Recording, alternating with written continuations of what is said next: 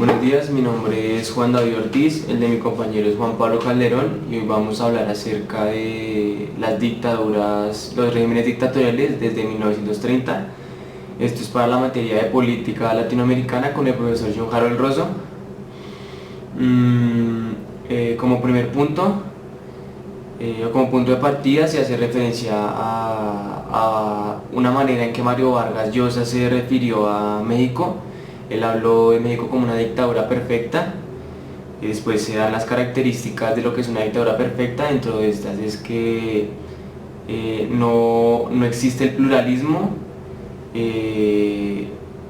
además hay un surgimiento de la macroeconomía. También el dictador designa una serie de fuentes de poder independientes que apoyen o como mínimo que respalden al régimen.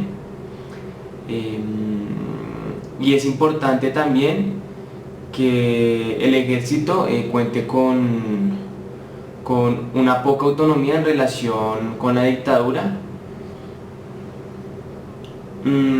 Si se tiene en cuenta todas las dictaduras a nivel mundial, no hay ninguna que logre cumplir con estas características de dictadura perfecta, y menos en lo que es Latinoamérica. En Latinoamérica las dictaduras han solido ser muy cortas y son precedidas por otros dictadores.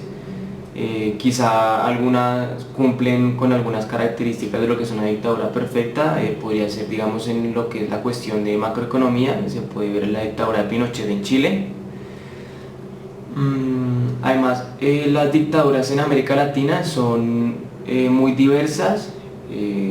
Pueden haber dictaduras, han habido dictaduras de derecha, tanto de derecha tradicional como de derecha radical, como lo es la dictadura de Pinochet, o las dictaduras en Argentina, la de Videla. También están las dictaduras de izquierda. Pues el ejemplo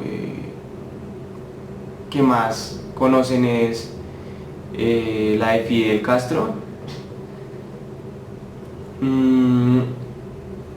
Algo en lo que las dictaduras se relacionan, tienen como puntos de relación, es que no apoyan, son antidemocráticas, por lo que, digamos, el voto es algo que no se ve en una dictadura, que no se tiene en cuenta la población, es lo que el dictador decida.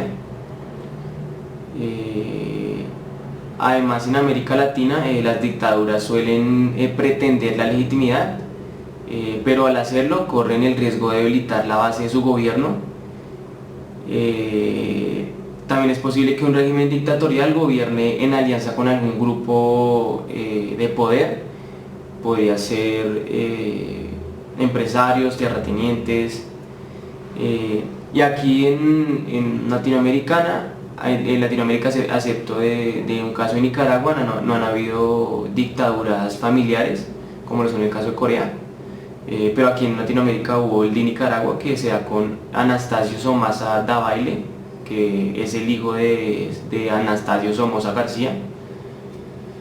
Dentro de la tipología de los dictadores, en Latinoamérica podríamos encontrar como primero, en los primeros años, las dictaduras personales, en las que los países con menos desarrollo económico y social son propensos a estas dictaduras. Un ejemplo de esto es la dictadura de Rafael Trujillo en República Dominicana, en la que prácticamente él dominaba la economía, la política, sin una oposición fuerte. La clase baja no hacía mucho para cambiar el estado en el que estaba, en el statu quo que había generado este dictador. Asimismo, el dictador manejaba los medios de comunicación. Se elogiaban los periódicos todos los días. Su ejército eran sus seguidores. Como segundo categoría podemos encontrar la dictadura militar. Esta dictadura se da en un momento en que un país se encuentra en una crisis muy profunda, y su objetivo es el restablecimiento del statu quo. Un ejemplo de esto puede ser en Argentina en 1962 y 1963, al igual que en Perú en 1962 y 1963 también. También hay otros casos en los que las personas que suben al poder, el dictador que sube al poder, se le hace atractivo y termina quedándose por más tiempo. Un caso de esto es en Colombia con el general Rojas Pinilla en 1953 a 1957. También está el caso del coronel Pérez Jiménez en Venezuela en 1950 a 1958. La siguiente categoría sería una dictadura híbrida, militar y civil, en la que un grupo social realiza una alianza con la milicia, con el grupo militar. Un ejemplo de esto es en Argentina, en la Concordancia en 1932 a 1943, y también en Uruguay con Gabriel Terra, que fue elegido en 1930. Este realizó una alianza con los terratenientes y duró hasta 1938.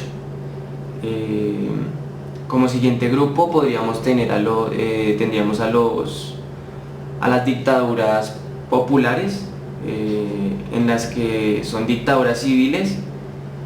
Un caso de esto es Perón en Argentina o Vargas en Brasil.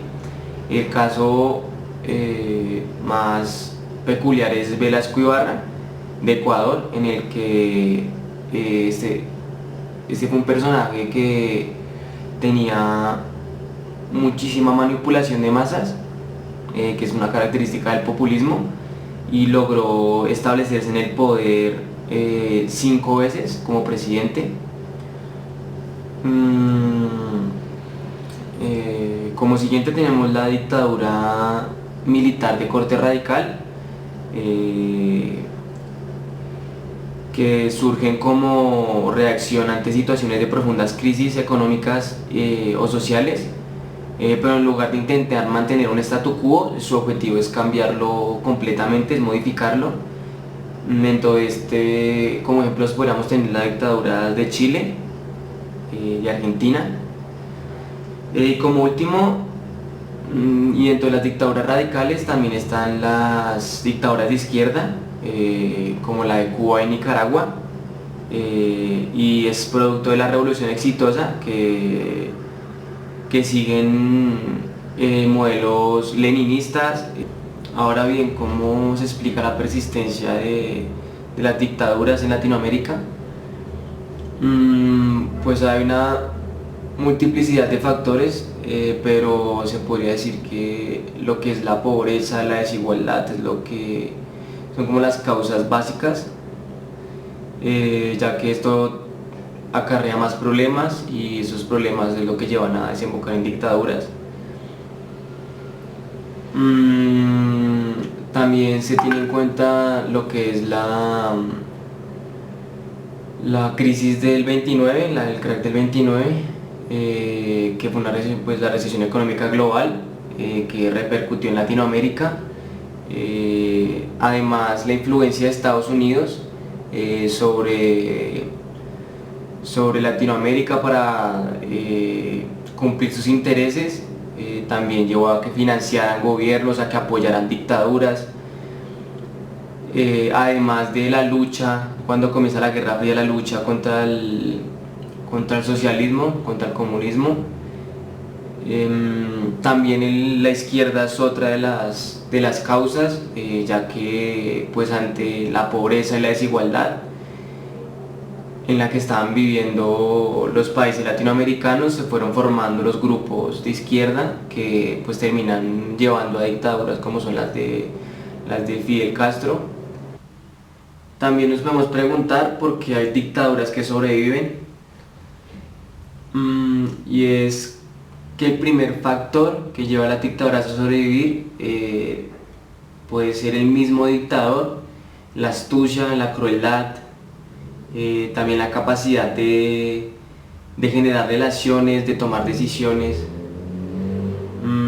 Además de esto, hay dictadores que sobreviven por la ausencia aparente de otras alternativas, también por la división que existe políticamente, que lleva a unas partes a confiar en una persona.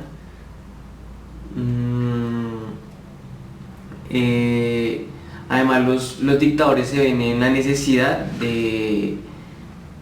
la necesidad no, más bien en la obligación de mantener unas buenas relaciones con las élites gobernantes.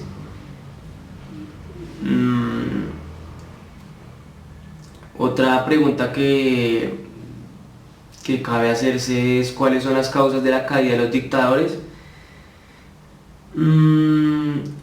Y pues la principal causa es la mala administración, otro es por la mala gestión económica.